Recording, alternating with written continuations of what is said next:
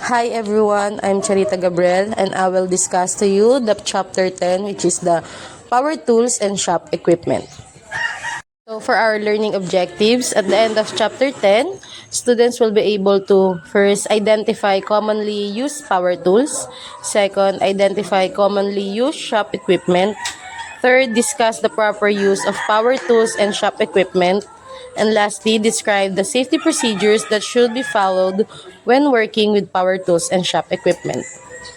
So the first shop equipment that I will discuss would be air compressor. So air compressor is a shop air compressor is a piece of equipment that compresses air and stores it in a tank. So we have two types of air compressors, which is positive displacement. So these compressors use a sealed chamber to trap air and compress it.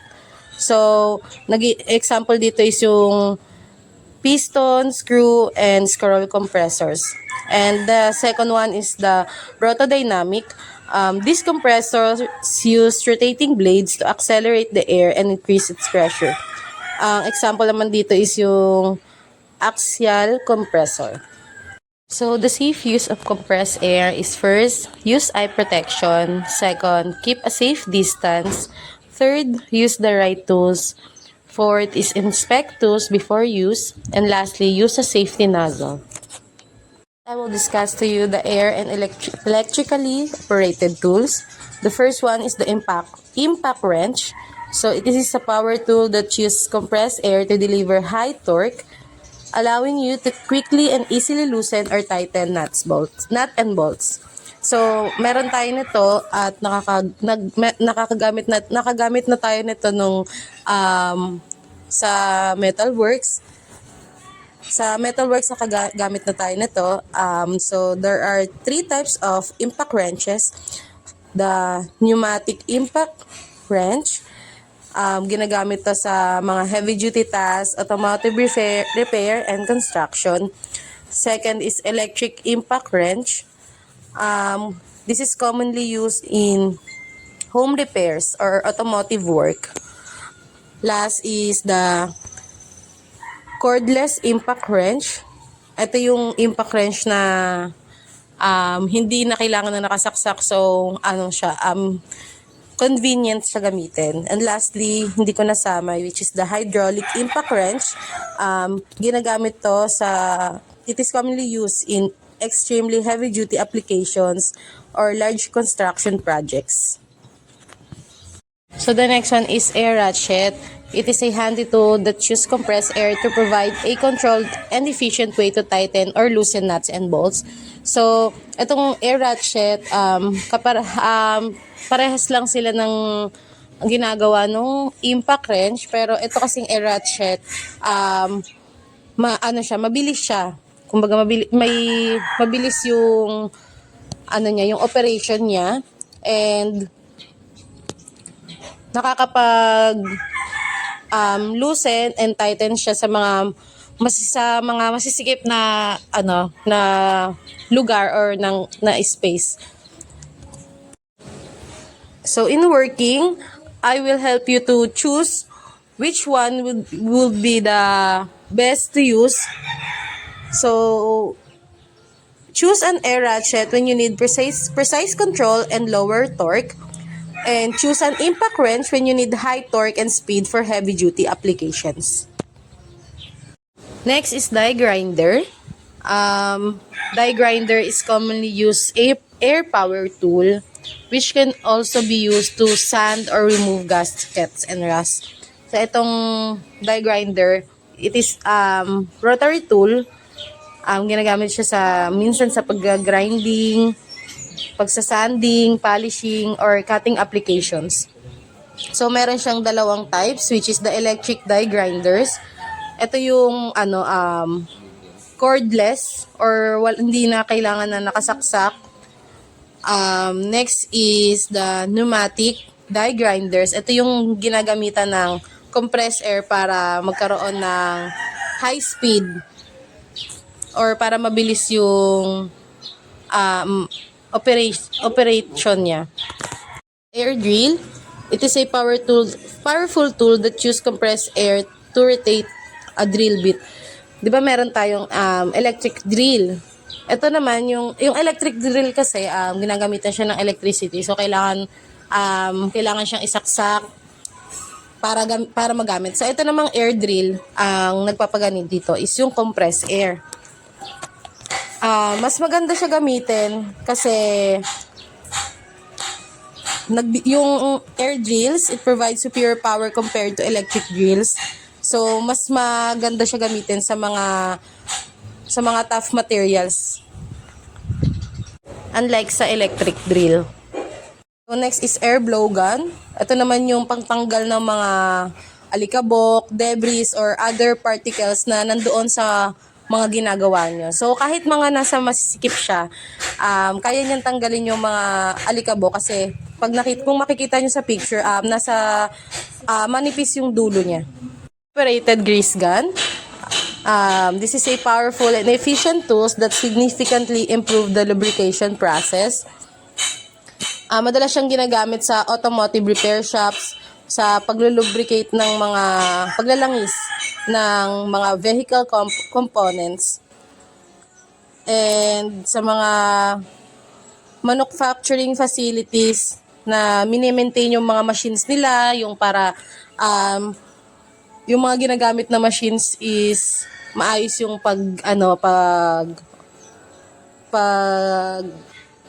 gamit or yung operation niya. And in other industrial settings where regular lubrication is essential. Battery-powered grease gun. So this is a modern and convenient alternative sa kaninang binanggit ko, which is air-operated grease guns. Ito yung madalas ginagamit if hindi available yung air-operated grease gun.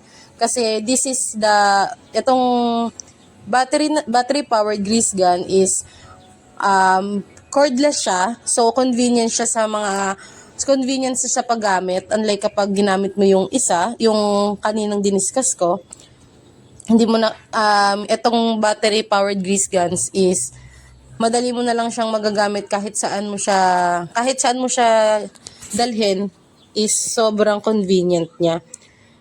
Next is it is a rechargeable. Merong mga battery-powered, itong most battery-powered grease guns, rechargeable yung battery niya. So, kahit kapag madalas mo na siyang nagagamit, pwede mo siyang i-charge tapos pwede mo na kagad gamitin. Difference between the two. So, katulad nga ng sinabi ko, yung battery-powered grease gun, cordless operation siya, so it is convenient. While yung air-operated grease gun, kailangan mo siya ng high pressure and are working in area with readily available compressed air.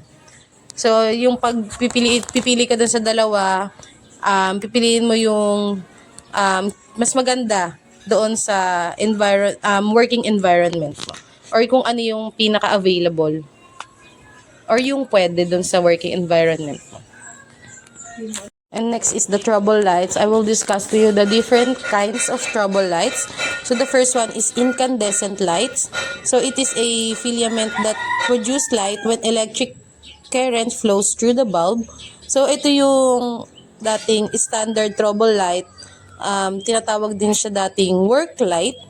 Pero dahil nga merong mga shop na nagkaroon ng issue dito sa gantong trouble lights, lumipat sila sa mas safe, which is the fluorescent or LED lights. So the fluorescent trouble light, ito yung hindi siya mabilis masira and are usually protected by a clear plastic enclosure. So, kaya ito yung kadalasang ginagamit. And yung madalas din isa pang ginagamit, which is the LED trouble light. So, ito yung trouble light na madalas gamitin kasi shock resistant and long lasting. Tapos, hindi rin siya prone sa fire hazard. Bench or pedestal mounted grinder. It is a powerful and versatile tool commonly found in workshop, garage, and industrial settings. So, these high-powered grinders can be equipped with a wire brush wheel or a stone wheel. So, yung wire brush wheel, ito yung clean steel or sheet metal parts. It is used to clean steel or sheet metal parts. And the stone wheel, it is used to grind metal or to remove the mushroom from the top of punches or chisels. So in using this bench or pedestal mounted grinder, always wear a face shield when using a wire wheel or a grinder. Kasi baka nga, syempre may mga tumalsik na mga some particles na mag-cause pa ng accident or ng injuries sa gumagamit. So, sa paggamit naman ng steel wire brush, so use a steel wire brush on steel or iron components. So, kung yung steel wire brush mo is used on aluminum or copper-based metal parts, it can remove metal from the part. So, the grinding stone end of the bench grinder can be used for the following. So, first is the sharpening blades and drill bits, grinding of the heads of rivets or parts, sharpening sheet metals for custom fitting. Device. It is a clamping tool typically fixed to a workbench. So, alam na natin itong lahat kasi meron ilang beses tayong gumamit nito. Doon pa lang sa woodworking, gumagamit na tayo ng bench vise. So, ito yung ginagamit para ma-hold yung isang material or yung isang components na ginagawa natin. For example nga is yung kapag magkakat tayo ng sa woodworking, kapag magkakat tayo ng kahoy, tapos tayo lang yung mag-isang nagkakat, so gumagamit tayo ng bench vise para kahit hindi natin siya hawak is makakat natin siya. So kapag magdidrill tayo, so dito lang natin siya ikaklamp para hindi tayo magkaroon ng any accident kasi fix yung bench vise or mahigpit yung pagkakakapit ng bench vise doon sa isang isang material na ginagawa natin. Portable crane and chain hoist. It is used to remove and install engines and other heavy vehicle components. It is a portable cranes use a hand-operated hydraulic cylinder to raise and lower a boom that is equipped with a nylon strap or steel chain.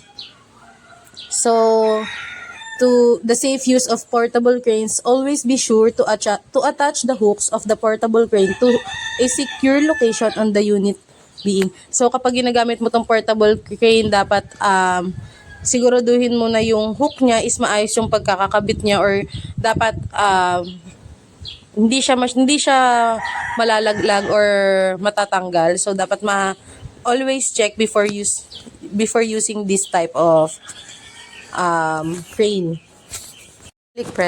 Presses. So, it is a hand-operated hydraulic cylinders mounted to a stand and designed to press bearings. Stand. So, ito yung ginagamit ng mga workers para ito yung nag-hold ng engine para easily rotate mo yung engine. Para mas mabilis kang makapagtanggal ng mga components or makapag-install doon sa engine. So, kapag nilalagay mo yung engine doon sa engine stand, kailangan yung engine is may nakasupport na portable crane. So, pwedeng gamitin yung diniscuss ko kanina para i-support yung engine kapag nilalagay sa engine stand. In maintaining the shop equipment, so, when all shop equipment should be maintained in safe working order. So, you need to always keep your equipment clean and keep your equipment lubricated. So, merong mga bearings na naka-sealed siya, so hindi na kailangan ng lubrication. So, always check the instructions before lubricating some of the bearings doon sa mga ginagawa nyo. So, always follow the instruction from the equipment manufacturer regarding proper use and care of the equipment. That's all for my presentation. Thank you.